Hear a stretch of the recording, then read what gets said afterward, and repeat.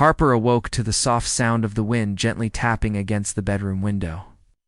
The bed beside her was empty, the pillow still pristine, untouched, with no trace that Cole had slept there. She reached out her hand, brushing against the cold space where he used to lie.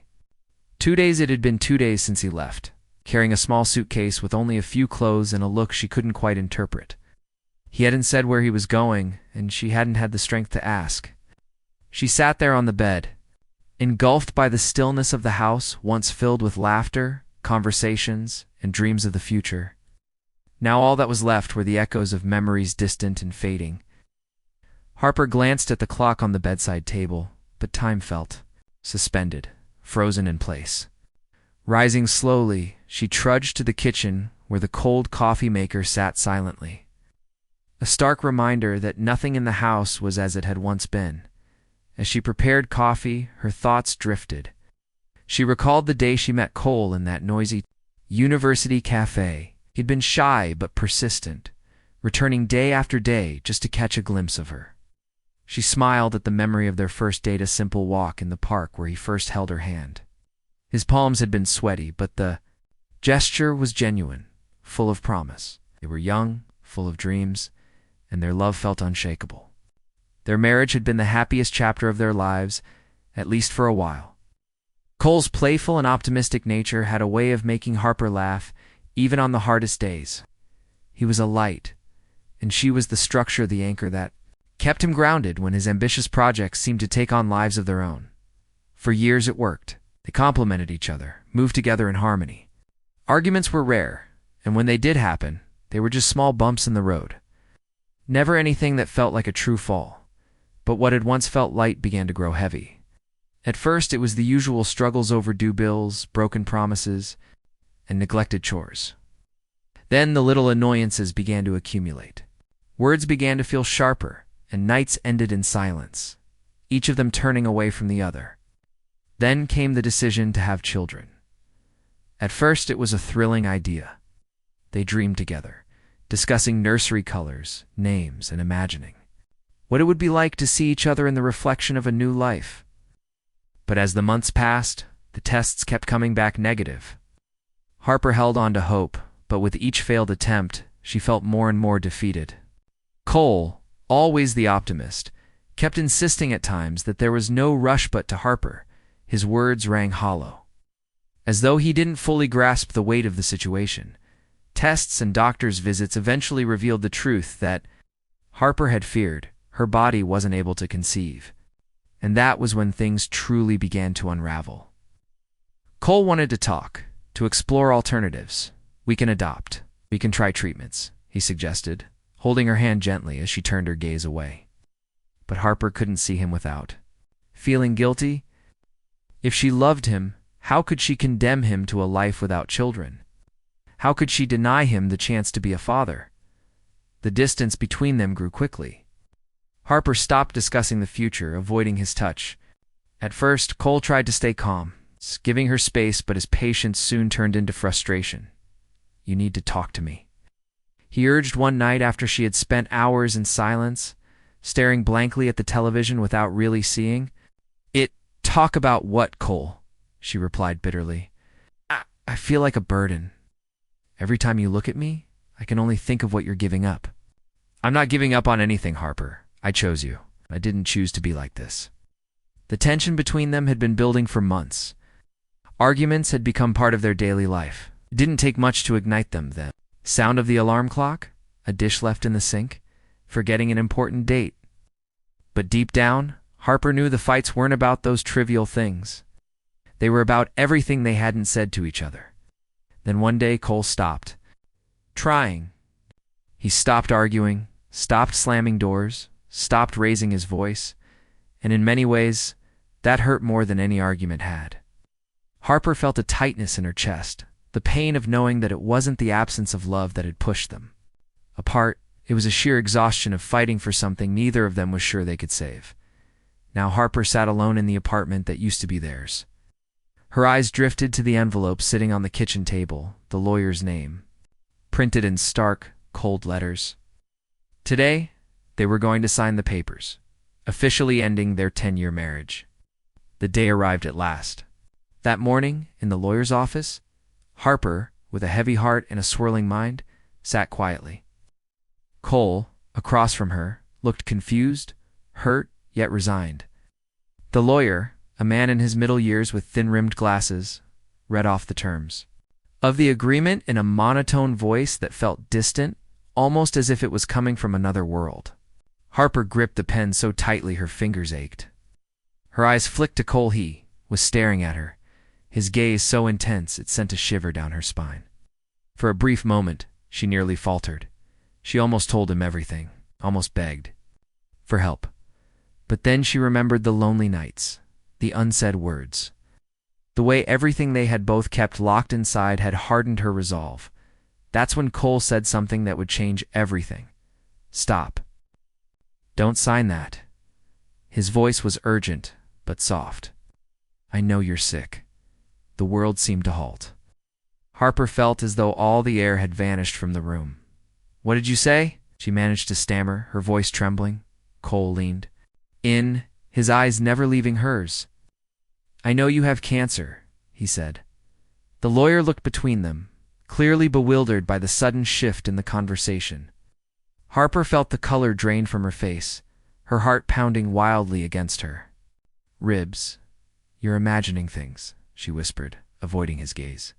But deep down, she knew it was futile. Cole had always been able to read her, even when she tried to hide her thoughts. "I'm not," he replied softly. "I found the test this morning when I went to get my things from the apartment earlier." That day, Cole had gone to their old apartment to retrieve his belongings and finally move on. While going through a drawer, he had come across an envelope with the name of a medical clinic on it. Curiosity led him to open it, and inside, it found the test results: uterine cancer. The ground beneath him had seemed to vanish. He read the words over and over, trying to process what they meant. Harper was sick, and worse, she was facing it alone. In that moment, Cole realized that the real threat wasn't a divorce. It was the possibility of losing her forever. Something inside him shifted. Couldn't let her go through this alone, not after everything they had shared. Back in that cold room, Harper closed her eyes, the tears she had held back for so long finally spilling over. "You shouldn't have gone through my things," she whispered, her voice breaking. "Shouldn't have kept something like this from me." Cole's voice came out louder than intended, full of raw emotion. "My God, Harper, did you really think I would let you go through this on your own?" She didn't respond immediately. How could she explain the paralyzing fear that consumed her? How could she put into words the terror of becoming a burden, of watching love shift into something that felt like duty or obligation? "What do you want me to say, Cole?" She finally spoke, her voice choked with emotion. "That I was scared? I didn't want you to stay out of pity?" She had found out the diagnosis days before they were set to sign the divorce papers. She didn't have the courage to tell him.